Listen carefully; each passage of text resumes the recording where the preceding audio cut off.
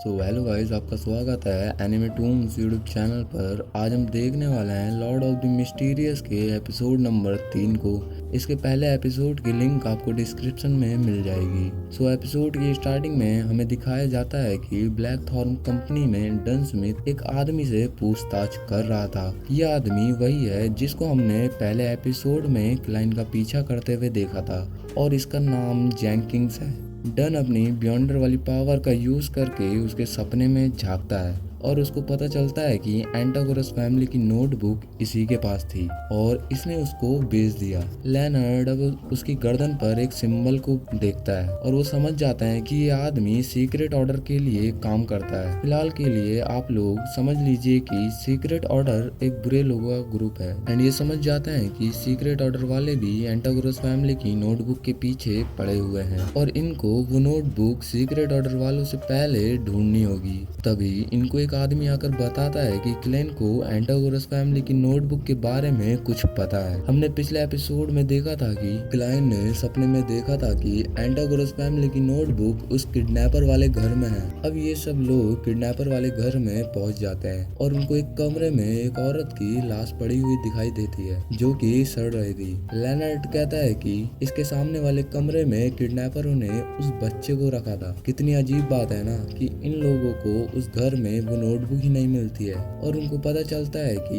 इस औरत का एक लड़का भी है जिसका नाम रे वीवर है। तो इन्हें लगता है कि रे वीवर उस नोटबुक को लेकर भाग गया है। ये सब क्लाइन को कहते हैं कि तुम अपनी बियॉन्डर वाली पावर का यूज करके उसकी लोकेशन का पता लगाओ। क्लाइन भी अब अपनी बियॉन्डर वाली पावर यूज करता है पर उसकी छड़ी कमरे में ही घूमने लगती है। वो अब क्लाइन को ही मारने की कोशिश करती है पर डन उसको रोक लेता है और बोलता है कि कोई दूसरी शक्ति क्लाइन के काम में टांग अड़ा रही है। डन कहता है कि अब उनको दूसरी तरीके से उसकी लोकेशन का पता लगाना होगा। इसके बाद हम क्लाइन और डन को चीनीज गेट के सामने देखते हैं जहाँ डन क्लाइन के सूट की तारीफ भी करता है और वो उससे कहता है कि ये पेंडुलम ले लो जिससे कि उसको पावर यूज करने में आसानी होगी। डन बताता है कि होली कैथेड्रल से उन्हें परमिशन मिल गई है कि वो ग्रेड 2 का साइड आर्टिफैक्ट यूज कर सकते हैं। गाइस, साइड आर्टिफैक्ट कुछ स्पेशल वेपन्स होते हैं जिनको बियॉन्डर्स किसी वेपन की तरह यूज करते हैं और ये काफी ज्यादा पावरफुल भी होते हैं। बैकलेट से यह आर्टिफैक्ट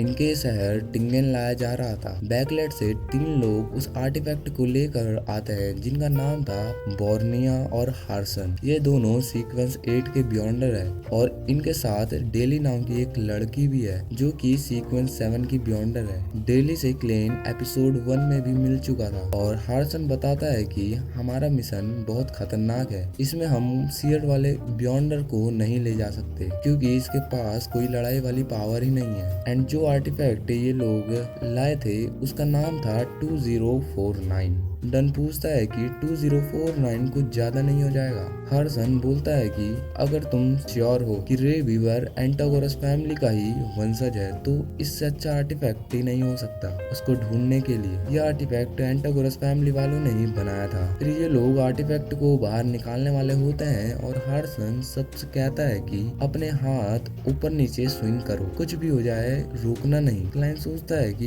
ये क्या मजाक है, ऐसे तो हमें स्कूल में पीटी कराई जाती थी। सब कर रहे थे तो क्लाइंट भी करने लगता है। इसके बाद ये लोग आर्टिफैक्ट को खोल देते हैं और उसके अंदर से एक जोकर की डॉल निकल आती है जो शुरू में तो काफी ज्यादा क्यूट लग रही थी पर ये क्लेन पर ही हमला कर देती है और क्लाइंट की पूरी बॉडी पैरालाइज्ड हो जाती है जैसे वो डॉल बनने वाला हो। फिर लेनर्ड उसको पीछे से धक्का देता है जिससे कि वो डॉल की मैजिक से बाहर आ जाता है। असल में डॉल लोगों को पपेट बनाकर उन पर कंट्रोल कर सकती है और ये 5 मीटर के अंदर किसी भी इंसान को अपना टारगेट बना सकती है मगर एक मामूली सा धक्का देकर किसी को भी इसके डॉल के चंगुल से निकाला जा सकता है जैसे अभी लेनर्ड ने किया। वो डॉल अब क्लाइन के पीछे पड़ जाती है जिस पर डन कहता है कि एंटागोरस फैमिली की नोटबुक पहले क्लाइन के पास थी, शायद इसीलिए ये डॉल क्लाइन की तरफ अट्रैक्ट हो रही है और इसके बाद वो डॉल डन को भी अपना टारगेट बना लेती है।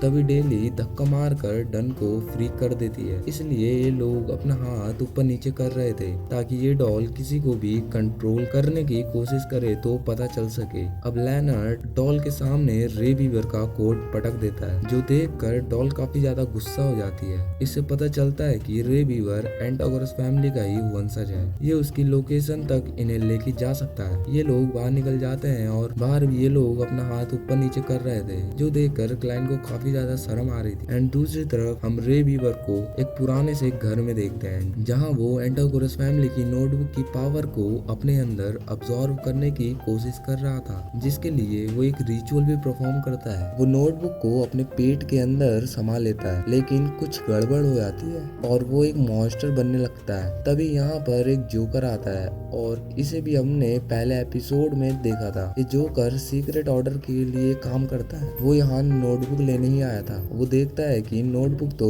रे वीवर ने अपने पेट में डाल दी है। तभी वो देखता है कि डन और बाकी नाइट हॉक्स भी वहाँ पहुँच चुके हैं, जिन्हें देखकर वो स्माइल करता है। डन और बाकी लोग यहाँ उस डॉल की मदद से पहुँचे थे। एंड क्लाइन अब अपनी पावर का यूज करके बताता है कि उस घर में कुछ तो खतरनाक है। तभी उसका दरवाजा खुलता है और उसमें से एक बड़ा सा मॉन्स्टर निकलता है, जो कि रे वीवर ही था। क्लाइन को छोड़कर बाकी सब बियॉन्डर उससे लड़ने लगते हैं और लेनर्ड उसे लोरी गाकर सुलाने की कोशिश भी करता है, पर उस पर इसका कुछ असर ही नहीं हो रहा था। डन डेली से कहता है कि इसकी कमजोरी का पता लगा। Daily I of dead skill का यूज करके उस मॉन्स्टर की कमजोरी का पता लगा लेती है, लेकिन इन्हें कम से कम उसे 3 सेकंड के लिए पकड़े रहना होगा। डन अब अपनी पावर का यूज करके उसे बांध देता है। तभी क्लाइन को भी कुछ होने लगता है। उसे मॉन्स्टर के पेट में वो नोटबुक दिखने लगती है। मॉन्स्टर के अंदर से अब स्पाइक्स निकलने लगते हैं, जिनके कारण डन और लेनर्ड घायल हो जाते हैं, पर मॉन्स्टर इनकी पकड़ से छूट रहा था। क्लाइन अब नाइट स्लैम्बर नाम की स्किल का यूज कर उस मॉन्स्टर को सुला देता है। डेली अब उस मॉन्स्टर के पास जाके उसे गुब्बारे की तरह फोड़ देती है और इसमें डेली भी घायल हो जाती है और उसे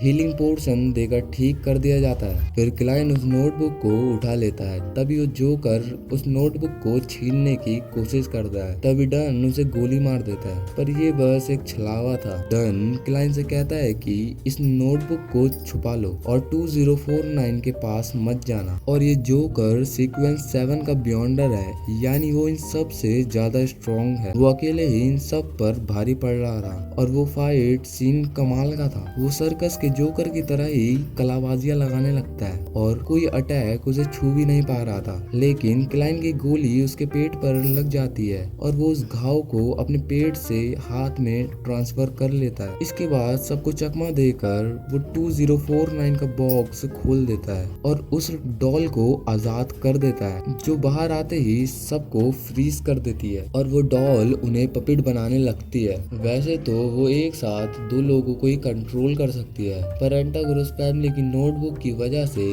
उसकी पावर बढ़ गई थी। क्लाइन सोचता है कि उसे कोई एक्सटर्नल फोर्स चाहिए जो उसे आजाद कर सके। वो अब अपने रिचुअल वाले मंत्र पढ़कर ग्रे फॉक्स वाली दुनिया में वापस चला जाता है, जिससे कि वो पपेट के कंट्रोल से बाहर आ जाता है। एंड अब क्लाइन फिर वापस उसी दुनिया में जाता है और ऐसी एक्टिंग करता है कि वो अभी भी डॉल के कंट्रोल में है। वो जोकर अब क्लाइन के पास आता है और कहता है कि वो नोटबुक मुझे दे दो, बदले में मैं तुम्हें आजाद कर दूंगा। क्लाइन को छोड़कर बाकी सब लोग बेहोश हो गए और हम देखते हैं कि लेनर्ड भी अपने शैडो की वजह से जाग गया था और ये जोकर भी शेयर पाथवे का एक बियॉन्डर है, बिल्कुल क्लाइन की तरह। क्लाइन सीक्वेंस 9 पर है और ये जोकर सीक्वेंस 7 पर है। वो क्लाइन को अगले सीक्वेंस 8 का नाम भी बताता है, जो होता है क्लाउन, और ये बात अभी तक मिस्टीरियस थी। एंड क्लाइन उस पर अटैक कर देता है और वो डॉल की रेंज में चले जाता है और खुद भी फ्रीज होने लगता है। क्लाइन अब इस जोकर को गोली मार देता है और वो जोकर मरने से पहले बोलता है हारना,